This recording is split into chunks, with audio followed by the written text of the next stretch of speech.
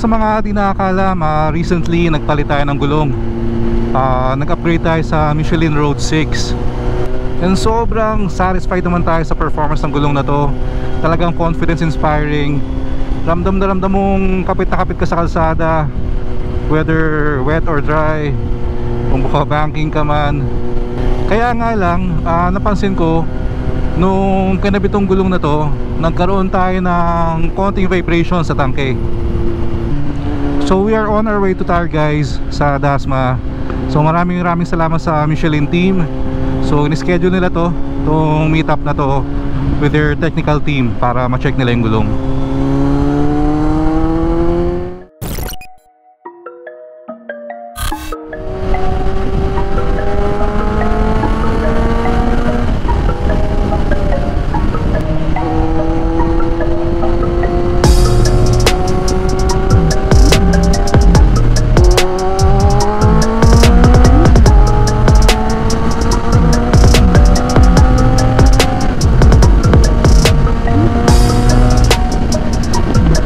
Nakita ko rin pala sa Waze ang daan natin, Villar City. Kaya medyo mas mabilis yung biyahe. Actually, second time natin makakadaan doon. So yeah, doon sa mga hindi nakakaalam, open na siya to public, private vehicles, tsaka sa mga motorcycle na above 400cc.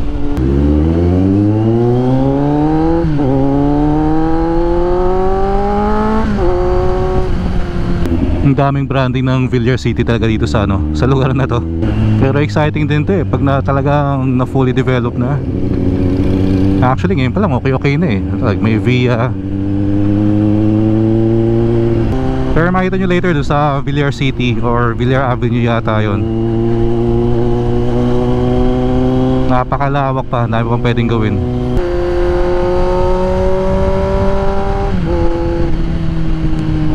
So dati kasi pag pumupunta akong Tar guys, yung pa sa dulo ng Daang Hari sa may sa may Molino pa. So ngayon pwede na tayo dito sa Villar Avenue. Left na tayo dito. Tabi lang siya ng Joe Drive mismo.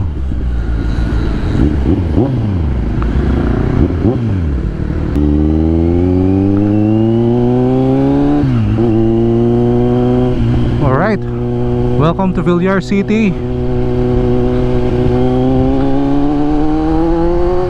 So open lang pala siya ng 6 AM to 6 PM. Lawak no? Hindi ko alam kung gagawing residential ba to or commercial center.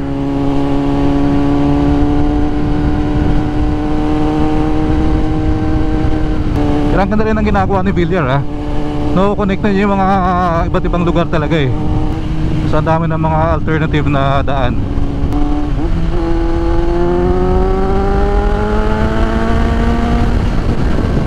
Medyo matagtag pa lang ngayon. Hindi pa gano'n maganda yun yung kalsada. Pero of course ayusin pa nila yan. So ito na yung dulo. So yung first na daan ko dito, hanggang doon lang ako papunta ang MCX. So ngayon papunta tayong Dasma. So dito first time na tayo sa part na to.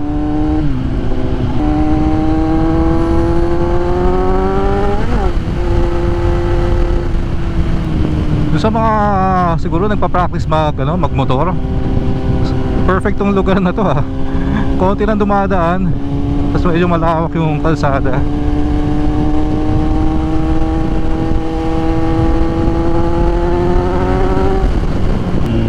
Alright, so I think that's it. So hindi ko na masyadong kabisado tong lugar na to. Right tayo dito. So hindi ko alam kung gaano ka-shortcut yun. Pero feeling ko malapit na tayo sa Dasma siguro. May nag-request sa comment section natin, share daw natin yung Insta360 mounting setup natin. So tara. Bale, I'm using a Motowolf mount. Hindi ko ginagamit yung freebie na kasama, yung invisible stick. Ang dami ko nang narinig na horror stories doon na very prone na mabali yung dulo. And nag-add lang ako ng Ulanzi na quick release para every time tatanggalin mo siya, walang hassle. Very convenient. And lastly, naglagay ako ng tether lang, tong cable wire, for safety lang in case bumigay itong part na to.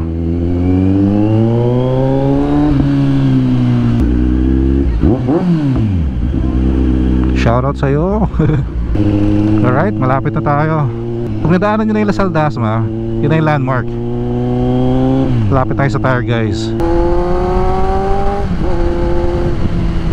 So andito lang sila sa left side, no? Tire guys. Oh, may aksidente pang nangyari, ha? Ride safe guys.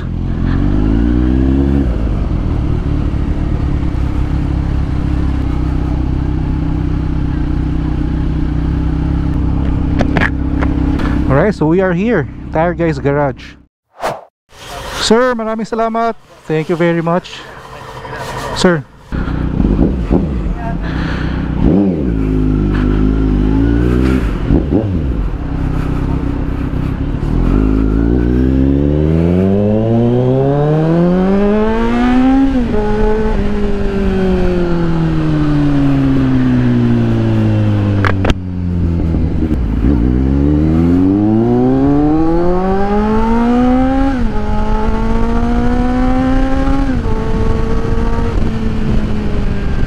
Alright, so tapos na tayo sa tire guys. Na-meet na natin yung mga mga taga Michelin technical team. Sobrang mabait na tao. So shout out to you Sir JR, Mark and Ryan. So sa akin napaka-importante ng after sales service talaga. For me yun ang basehan ko kung magiging loyal ba ako sa isang brand. And grabe sa Michelin, grabe yung after sales service nila. Very very accommodating. Talagang they'll make time for you. So ilang so very technical yung ginawa nila. Talagang may mga mineasure nila yung kapal ng gulong, nilinyahan din nila, chinek nila kung merong mga irregularities dun sa tire. And another tip pala, kasi may mga gulong na if mapapansin nyo, may mga yellow tsaka red dots, di ba? Marker kasi yun. Yung mga may red or yellow dots, dun mo itatapat yung pito. Kahit sa kotse ganun din. Sa Road 6 kasi walang ganun, walang markings. So ang sinabi sa akin, dapat daw yung pito itatapat mo do sa word na DOT, do sa gulong. Pero mamaya natin sa MCX and sa SLEX talaga matitesting to.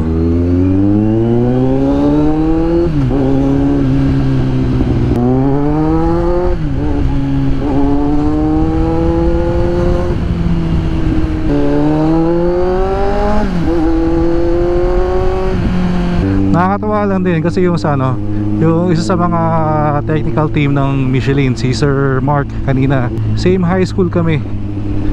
So one batch higher lang siya, pero small world, di ba? Maraming salamat din pala guys sa mga nagko-follow din sa atin sa iba nating social media accounts. Lalo na sa TikTok. Nasa more than 3,200 followers sa tayo doon. So yeah, sobrang salamat sa suporta nyo. Marami rin tayong na-upload ng mga short form content.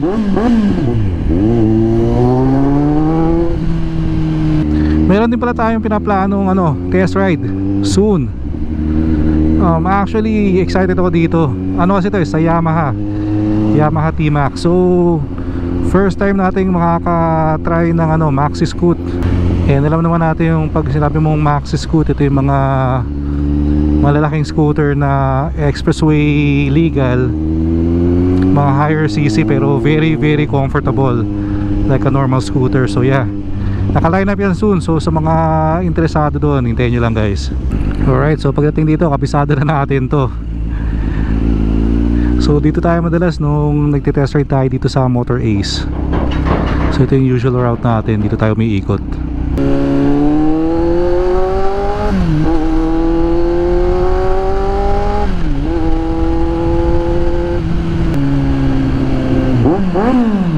Shoutout sa'yo sir. Nakakatawa yung mga ganun The Universal Bomba Sign.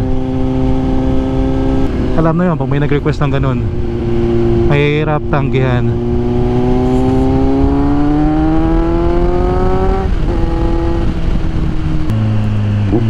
Dito yung sa papasok ng Villar City.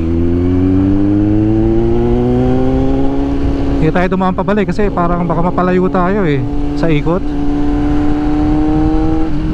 Alas 12 na pala kaya ang init. Gutom na rin tayo. So sa mga nanananghalian dyan, sana masarap ang ulam nyo. Pagkabisado na natin yung daan, tinatanggal ko na yung phone. Kasi ayokong matagal na naka-mount yung phone dito sa ano, sa quad lock.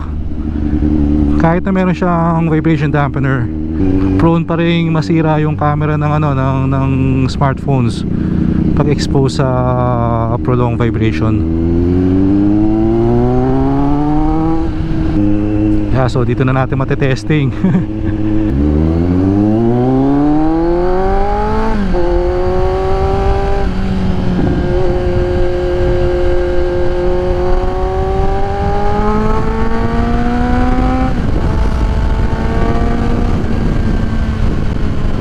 So mayroon pa rin yung vibration pag talagang high RPM na again before wala. Pero again very appreciative ako dun sa support na na-receive natin from the Michelin team. So i-test lang muna natin ang i-test, then bigyan natin yung feedback sa kanila, then may mga next step pa naman.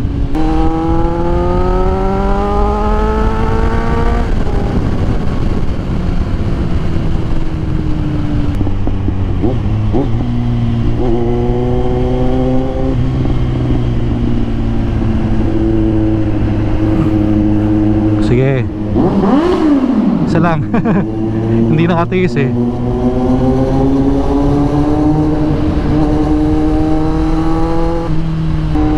Alright, so sa mga umabot sa part na to, thank you very much for watching the video.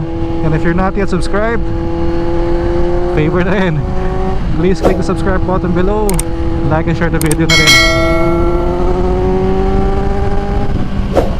Tonight pala baka tumambay din tayo sa Eton. Meron kasi ano dun eh, merong sale and may tambike na rin, may mga test ride. So yeah, kung libre kayo guys, kita-kita tayo dun.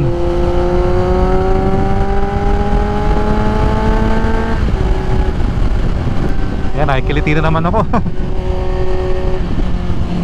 Sobrang pino ng vibration na talaga ano lang eh, makikiliti ka eh. Sa mga nagtatanong pala, ito lang yung Kawasaki plant. Yan, along East Service Road lang siya, near Alabang. So kung naka Kawasaki kayo, yan, sobrang okay magpa PMS dyan. Alright, so dito na muna natin patuloy yung video. Ang init ng panahon sobra. Kaya maraming salamat sa mga nanood, sa mga sumama sa atin today. So ingat kayo lahat palagi. Always ride safe. Peace out.